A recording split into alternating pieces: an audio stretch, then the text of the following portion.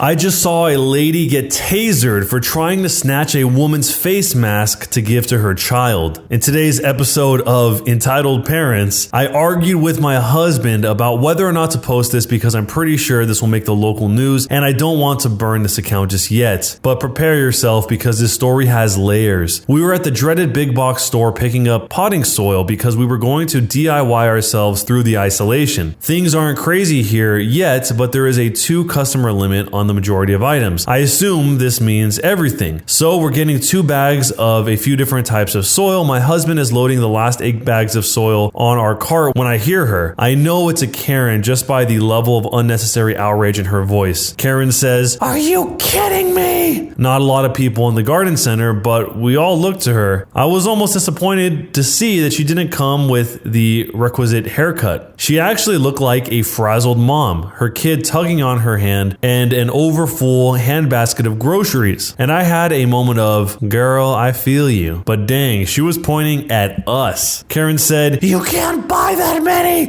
You are hoarding!" My husband said, "Yeah, we can. We're getting 2 each." Karen said, "Oh, you don't fool me. I know what you're doing." My husband said, "So do I. Piss off." I'm just sitting there imagining all the ways I'm gonna rock his world tonight. Well, Heron huffed at that, spun around, and yanked her kid back inside to go complain to the employee working the nearby register. Now, we already paid for our items. The employee had come out and scanned the bags earlier, and he could easily see our carts into the parking lot. And then the automatic doors open behind us, and I hear, "Now they're just stealing!" Just great. We load the soil in the car and turn around to bring the car back and look at plants. By the time we're back, Karen has given up on trying to convince the employee that we're the Bonnie and Clyde of dirt and is now negotiating skipping someone in line. She has a child, you see, and her handbasket, well, it's just so full and heavy. Could she please just scooch right on in here real quick and it'll just be an extra second, she swears. The woman that Karen is trying to skip is a young, maybe college-age woman wearing a face mask. Not a medical mask, but the stretchy kind you'd wear when riding a motorcycle or when you're skiing. My husband has just now informed me that it's called a neck gaiter. The mask is black and has some scary wolf teeth on it that honestly made the girl look like somebody you should not mess with, even though she was wearing a Gap t-shirt and flip-flops. The mask girl is just shaking her head, no. And that's all I got as we dropped off the cart. I browse, pick up a couple plants, and we head inside to wait in line. Now it's showtime. Karen and mask girl are near the register facing off, no pun intended. From the looks of things, Mask Girl has finished her purchase and Karen stopped her before she could leave. I don't know if she grabbed her or anything, but Karen was still holding her full handbasket, so she hadn't checked out yet. Well, she hadn't paid for her groceries yet because clearly this woman had checked out. Karen said, "But you don't even need it now, you're leaving. My son could get sick because you won't give it to him and he needs it." Mask Girl, "Hell no, you can't have my mask. Back off, lady." Karen says, "But my son really likes it. It is obviously made for boys anyway. Why would you want to wear something so scary?" Mask Girl says, "Because I like it and it has my germs on it. Why would you put a stranger's mask on your kid?" Karen says, "Ugh, why are you being so rude? You won't let us go through the checkout first and now you're making my son very upset." Mask Girl says, "Your problem, not mine." And then Mask Girl turns to leave while Karen manifests the biggest balls ever and grabs Mask Girl by the back of her mask. Let me make a side note here. When all of this is going down, we're all just standing in line watching. The register is still going boop,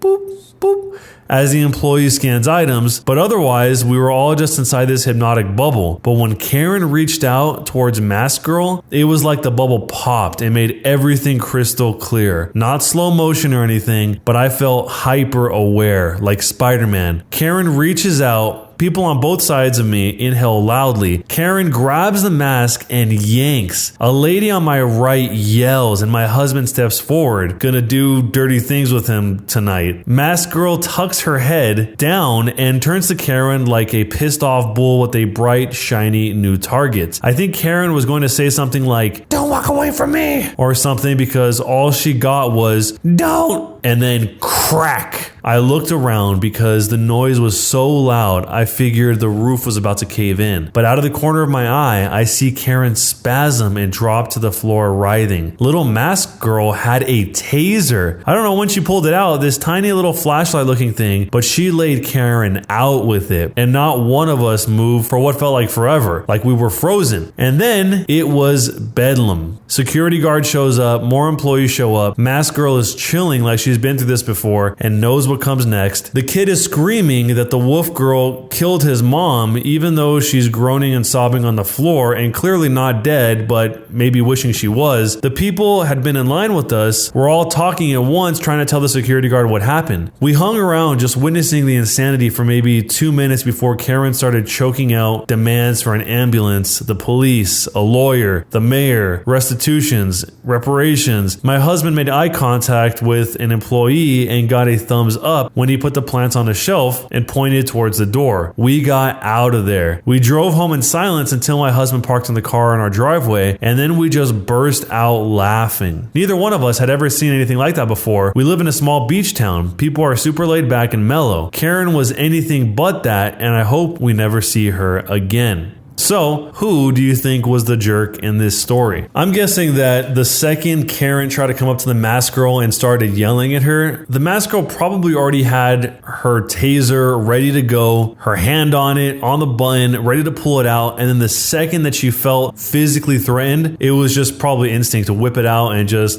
zap her. Because if she was carrying it inside of a jacket pocket or something, then she probably had her fingers on it the second all of this even began. This is another one of those stories where it kind of gets overlooked, but I also feel bad for the little kid here because the little kid can't control his mom wilding out like this. He doesn't know what his mom's going to do in this situation. And then if he really thinks his mom's dying, I mean, he doesn't know any better. He's a little kid. Of course, he's going to feel some type of fear that he probably has never felt before. It's probably pretty hard on this little kid. So let me know if you guys ever been in a situation like this or seen a situation like this. And if not, what would you do? I witnessed an entitled mother get destroyed today. I saw this today and I can't stop laughing. I was traveling in my city metro. It wasn't very crowded at the time, but all the seats were occupied. Still, you could freely stand up without being up against a stranger. There was this kid sitting in the reserved seats, the ones reserved for people that are handicapped, pregnant women, old people, definitely not for moms of 2-year-olds. He was probably 14 or 15, I don't know. He is the hero of the story. Then, at one stop, our entitled mother comes in. She has a cute little child who is trying to keep up with his mom's pace. Entitled mother sees our hero sitting at the reserved seat and just stares at him.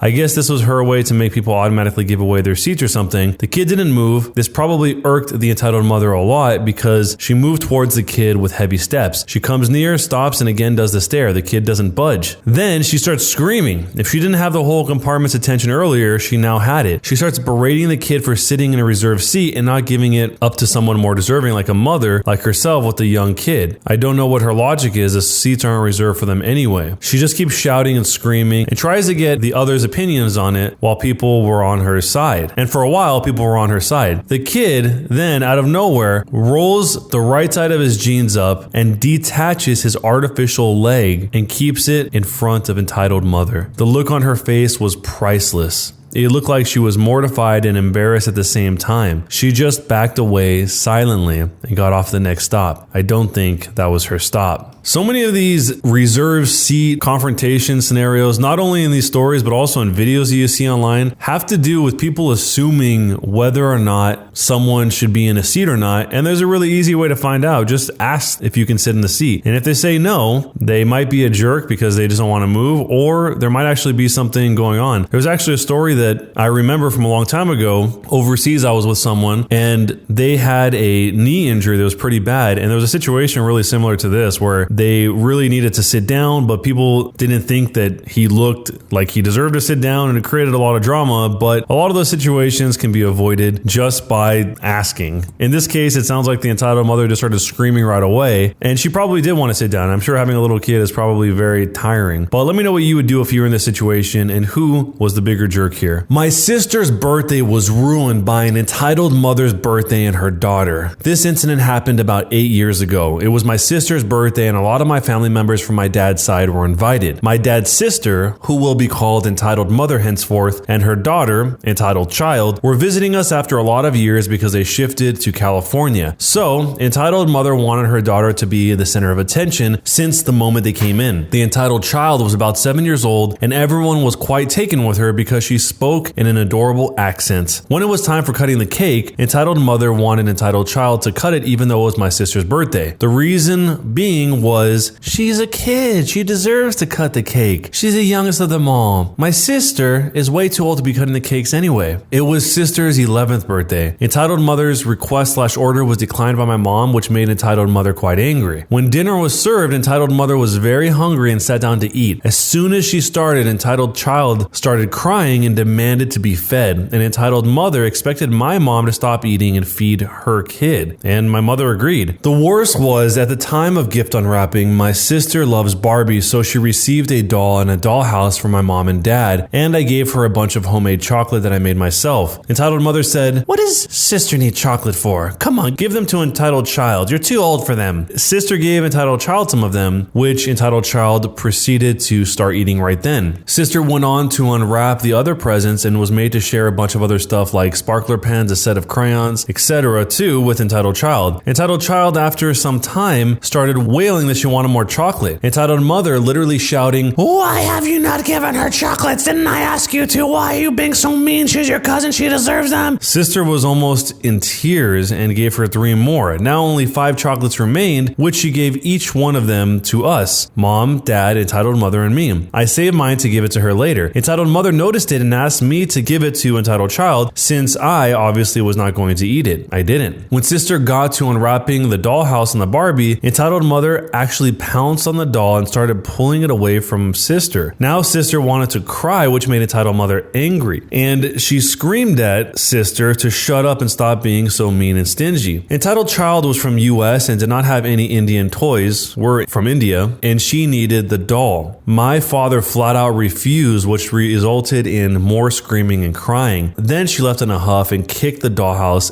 denting it. My sister was very sad, and needless to say that her birthday was ruined, but that was not the end. About an hour or so later, entitled mother was back kicking and screaming at our door, saying we had poisoned her kid and that she would be suing us. Entitled child's stomach was aching, but instead of calling a doctor, she had drove her to our house. We seated them and called the doctor, during which entitled mother was screaming about how we were jealous of her and how we would suffer terrible fates, and the doctor said the pain was because of overeating. Guess she shouldn't have had those 6 extra chocolates. Entitled mother proceeded to blame me and my sister for everything, saying how both of us were spoiled and mean kids. So, who was the jerk in the situation? This is weird that she's referring to the entitled mother as a member of her own family. That's what kind of makes this a little bit harder to follow than some of these, because usually when they're referring to entitled mother or entitled child, they're referring to my cousin, my aunt, the brother-in-law, sister-in-law, whatever the situation is. But here, that's how this whole thing is labeled out. Not exactly sure how a doctor is going to be able to diagnose overeating other than just answering obvious questions like,